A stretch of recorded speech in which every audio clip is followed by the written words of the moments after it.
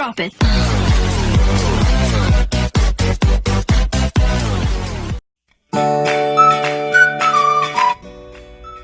Assalamualaikum warahmatullahi wabarakatuh. Salam sejahtera untuk kita semua.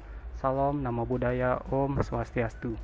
Halo, apa kabar semuanya? Semoga sehat walafiat dimanapun berada.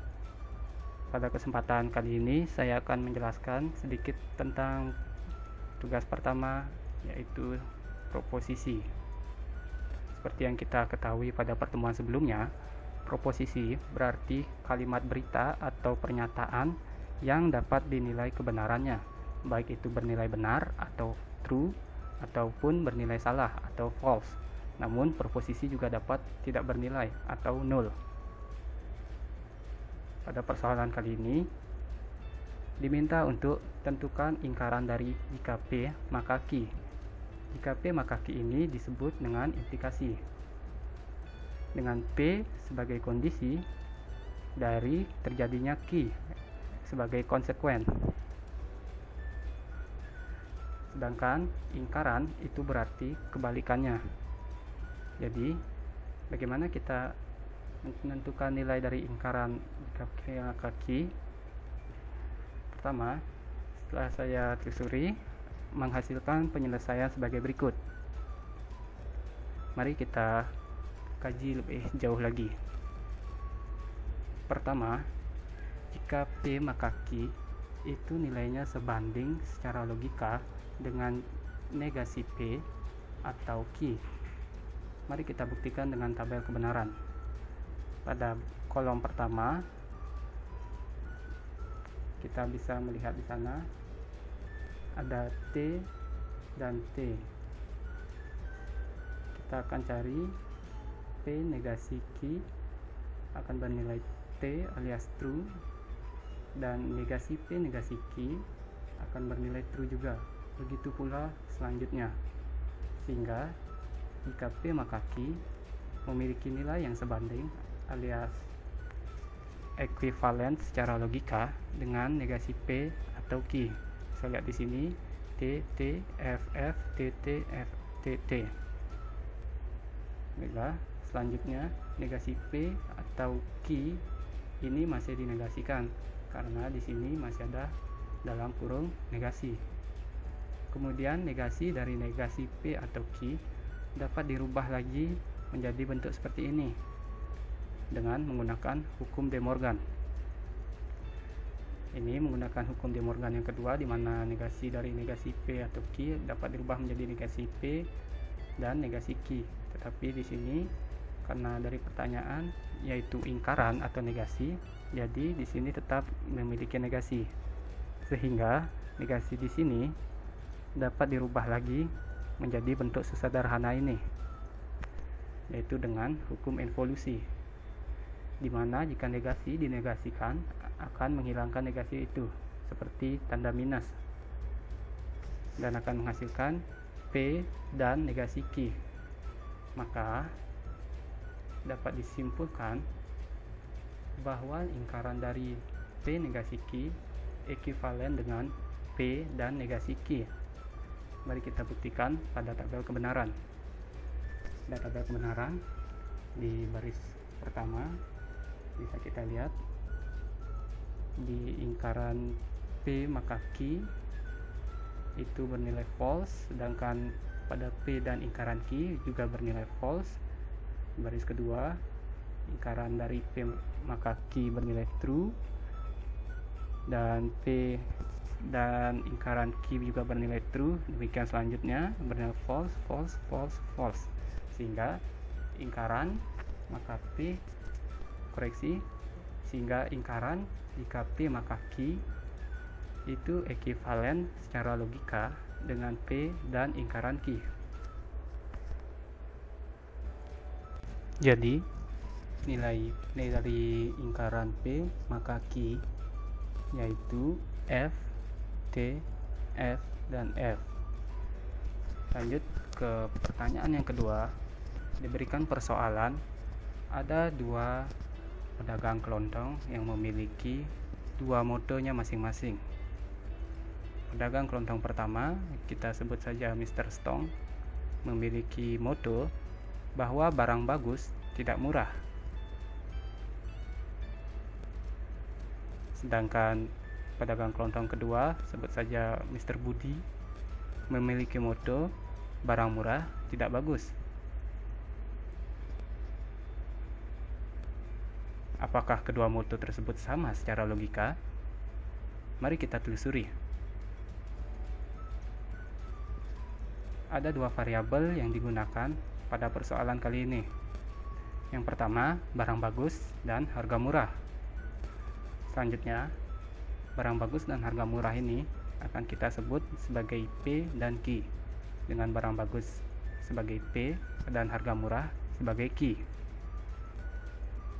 Pernyataan pertama, barang bagus berarti tidak murah. Itu dapat diubah juga menjadi seperti ini. Jika barang tersebut bagus, maka barang tersebut tidak murah. Atau secara notasi dikatakan P jika P, maka ingkaran Q atau negasi Q. Pernyataan yang kedua, di mana barang murah berarti tidak bagus. Atau dapat dikatakan juga, jika barang tersebut murah, maka barang tersebut tidak bagus. Atau secara notasi, jika Q, maka ingkaran P. Karena Q di sini adalah barang murah, sedangkan ingkaran P berarti barang tidak bagus. Karena P merupakan barang bagus, ingkarannya berarti barang tidak bagus. Selanjutnya, mari kita buktikan lebih dalam lagi dengan menggunakan tabel kebenaran. Di sini kita akan mencari tahu apakah motto dua pedagang tersebut memiliki makna yang sama secara logika atau tidak. Pertama, jika barang tersebut bagus, maka barang tersebut murah. Jika P, barang tersebut bagus, maka barang tersebut tidak murah. Berarti false ya. Seharusnya true ya. Tetapi kenapa bisa false? Di sini juga karena ingkaran Q berarti barang tidak bagus. Koreksi, ingkaran Q berarti barang tidak murah. Di sini berarti barang bagus. Tetapi kenapa malah tidak murah? Tapi barang bagus tidak murah itu kan benar, tetapi kenapa justru bernilai false? Di sini juga dikatakan berarti barang murah, maka barang tersebut tidak bagus, tetapi kenapa nilainya false? Aneh bukan? Mari kita cari tahu. Barang bagus dan tidak murah, kenapa dikatakan false? Itu sama saja jika saya menggunakan pelet, maka dia akan jatuh cinta pada saya. Ya, seperti itu. Maka slide macam apa ini? Oke, kembali lagi. Jika saya menggunakan pelet, maka dia akan jatuh cinta pada saya. Nah, sekarang kan bagus gambarnya. Nah, di sini yang perlu diperhatikan adalah makanya, bukan kondisinya, tetapi konsekuennya, di mana konsekuennya merupakan tujuan yang ingin dicapai atau tujuan yang telah terjadi.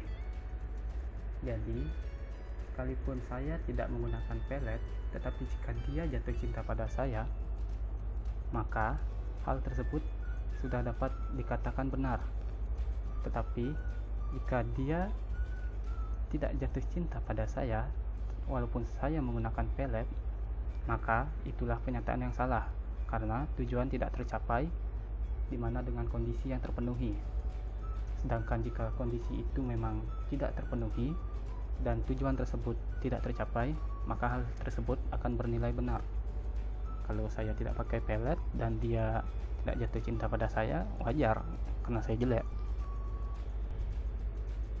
Perlu diingat juga, implikasi tidak selamanya harus memiliki hubungan konsekuen dan kondisi yang saling terkait. Seperti pada contoh di sini, jika Anda makan Odading mengoleh, maka Anda seperti menjadi Iron Man. Kedua pernyataan ini tidaklah berkaitan sama sekali, tetapi ini sah dalam implikasi, karena bukanlah hubungan antara konsekuen dan kondisi yang kita cari, tetapi kondisi yang terjadi, bukan kondisi konsekuen yang terjadi. Jadi pada kasus kali ini, maka jika barang tersebut sekalipun dikatakan murah tetapi barang tersebut bagus, itu akan bernilai benar, karena makanya alias konsekuennya sudah tercapai atau terpenuhi. Jadi begitu juga dengan seterusnya. Di sini ada TT TT, ada TF, FT, FF, dan seterusnya, akhirnya akan mendapatkan nilai seperti ini. Kalau saya jelaskan satu-satu panjang jadinya. Nah, kita dapat lihat di sini, ini merupakan kondisi dari pernyataan pertama, dan ini merupakan kondisi dari pernyataan kedua. Kedua pernyataan ini memiliki nilai F, FT, T, dan T. Jadi dapat kita simpulkan FT, FT, TT, TT, TT, sama semua ya. Maka dapat kita simpulkan barang bagus tidak murah dan barang murah tidak bagus, alias P maka implikasi Q, dan Q implikasi P itu ekuivalen secara logika. Wow. Jadi pertanyaan kedua sudah terjawab. Sekarang kita lanjut ke pertanyaan yang ketiga.